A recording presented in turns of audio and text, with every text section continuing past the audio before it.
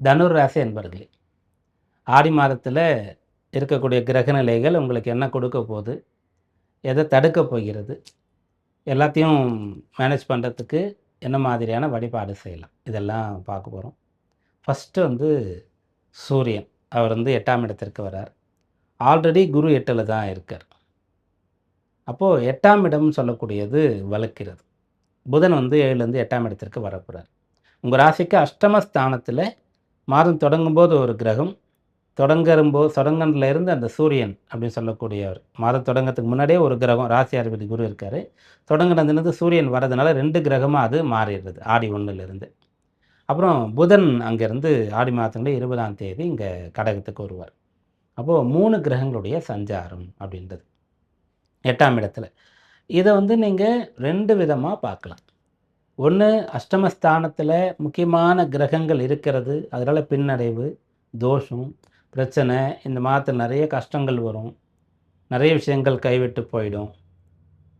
பெயர், புகழ் அதுக்கெல்லாம் இயக்கு வரும். ஆரோக்கியம் கெடும். சொத்து கைவிட்டு போகும். அப்படின்ற மாரிலாம் பார்க்கறதுக்கான ஒரு வாய்ப்பும் இருக்கிறது. இன்னொரு பக்கம் 8ஆம் இடம் என்று சொன்னா, சாதிக்கிறது, போராடி ஜெயிக்கிறது அப்படின்னு சொல்லக்கூடிய ஒரு விஷயம். காலபுருஷ தத்துவத்தினுடைய 8ஆம் இடத்த நம்ம பார்க்கும்போது அத புரிஞ்சுக்க முடியும்.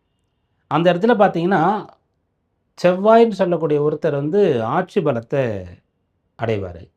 சந்திரன்னு சொல்லக்கூடியவர் நீச்ச பலத்த அடைவார். சந்திரன் நீச்சம் அடையக்கூடிய அந்த வீட்ல ராகு, கேத்துக்கள் அப்படின்னு சொல்லக்கூடியவர்கள் உச்சம் அடையறாங்க அப்படின்ற மாதிரி ஒரு கான்செப்ட் இருக்கு. ராகு, கேத்து பற்றி நெறைய கூற்றுகள் இருக்கிறது. அதில நெறைய பேர் ஏற்றுக்கொண்டது இது. ரிஷபத்தில நீச்சம் அடையறதாகவும், விருச்சிகத்தில உச்சம் அடையறதாகவும் நெறைய பேர் ஏற்றுக்கொள்றாங்க. அப்போ சந்திரன்னு சொல்லக்கூடிய மனச விட்டுறோம்னு வச்சுக்கோங்களேன், நீச்சம் அடைந்துருது. நம்பிக்கையே இல்ல. நமக்கு ஒரு ஹோப்பே இல்ல அப்படின்னு சொன்னா, ராகு, கேத்து உச்சமாயிடும். அப்போ அவங்க என்னன்னா, அசுரர்கள், சர்ப்ப கிரகங்கள், சாயா கிரகங்கள்னு சொல்றோம்.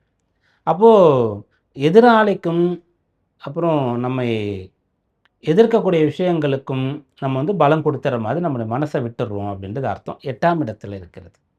அப்புறம் செவ்வாய் வீர, தீர செயல்கள புரியிற, வேகமா, ஆக்ரோஷமா, ஃபாஸ்ட்டா கோபமா இருக்கிற, துணிந்து செயல்படக்கூடிய செவ்வாய் ஆட்சி பலம் பெறக்கூடியது 8ஆம் இடம் இருக்கும். அப்ப யாரெல்லாம் முழு நம்பிக்கையோடு இருக்கிறோமோ, யாரெல்லாம் வீர, தீர செயல்கள, சாகசங்கள புரியறதுக்கு தயாரா இருக்கிறோமோ, நம்மளால அது முடியும்னு நெனைக்கிறோமோ, பிற உயிர்கள கூட காப்பாத்தக்கூடிய அளவிற்கு நமக்கு சக்தி இருக்கு அப்படின்னு நம்புறோமோ, மனச விடாம நம்ம கடவுள் நம்ம காப்பாத்துவார், நமக்கு நம்முடைய புண்ணியம் இருக்கிறது, அம்மா, அப்பா இருக்கிறாங்க, பிள்ளைங்க இருக்காங்க, நண்பர்கள் இருக்காங்க, ஏதோ ஒண்ணு அப்படி வச்சுட்ருக்கோமோ, அவங்களுக்கெல்லாம் 8ஆம் இடத்துல பெரிய கேடு சேராது. இதுதான் இந்த மாதத்துல உங்களுக்கான புரிஞ்சுக்கிறதுக்கு, பலன் பெறுவதற்கான வழிமுறை இதுதான். ஏன்னா 8ஆம் இடம் அப்படின்னு சொல்ற இடத்துல குரு, சூரியன் இருக்காங்க. புதன் சேரப்போறார். குருன்னு சொன்னா பணம். பணக்கஷ்டம். பணமே இல்லாம நான் கஷ்டப்படுறேன் அப்படின்னு சொல்லும்போது, எங்கிருந்தோ பணம் வரப்போகிறது அப்படின்றது அர்த்தம். நெறைய கடுமையான வெயில் அடிச்சதுன்னா, நல்ல மழை வரும் அப்படின்னு சொல்லுவாங்க இல்லையா? அப்படி பணம் எல்லாம் போயிடுச்சுன்னு சொன்னா, புதுசா ஏதோ ஒரு இடத்துல இருந்து அந்த ஊற்று, அந்த தண்ணி முடிஞ்ச பிறகு ஊற்று வர ஆரம்பிக்கும் இல்லையா? அந்த மாதிரி வரப்போறதுன்ற அர்த்தம் குருவுனால. சூரியன் 8ல இருக்காரு. அப்போ எல்லாருமே கைவிட்டுட்டாங்க. யாருமே நமக்கு கை கொடுத்து உதவல. அப்படின்னு சொல்லும்போது, அந்த சூரியன் அந்த இடத்துல இருக்கார் இல்லையா? அப்போ அந்த விடியற மாதிரி ஒரு வெளிச்சம், ஒளி கை கொடுக்கும், காப்பாத்தும். புதன் அங்க வரார். அப்போ ரொம்ப இக்கட்டான டைம்ல போயிட்டு சட்டுன்னு ஒரு ஸ்பார்க், ஒரு ஒளி, ஒரு புத்தி நமக்கு அதனால நம்ம பிழைச்சுக்கிறது. இதெல்லாம் தான் இந்த கிரகங்கள். அப்போ இந்த மாதம் போராடி, கஷ்டப்பட்டு நீங்க சாதிக்கிற மாரி இருக்கும். உங்களுடைய நம்பிக்கை தான் உங்களுக்கு நல்ல பலன்களை ஏற்படுத்தி குடுக்கும்ன்றது அஷ்டமத்தில இருக்கக்கூடிய 3 கிரகங்கள வைத்து பார்த்தோம். செவ்வாய் அவர் பூர்வ புண்ணியாதிபதி, நல்ல பலன்கள தரக்கூடிய ஒரு கிரகம். அவர் 6ல இருக்கிறது நல்லது. 6ல இருக்கும்போது என்னன்னா, இப்ப நம்ம சொன்ன எதையும் எதிர்த்து போராடக்கூடிய சக்திய குடுத்துருவாரு. அப்புறம் 7ஆம் இடத்திற்கு வரார். 7ல வரும்போது ராசிய பார்ப்பார்.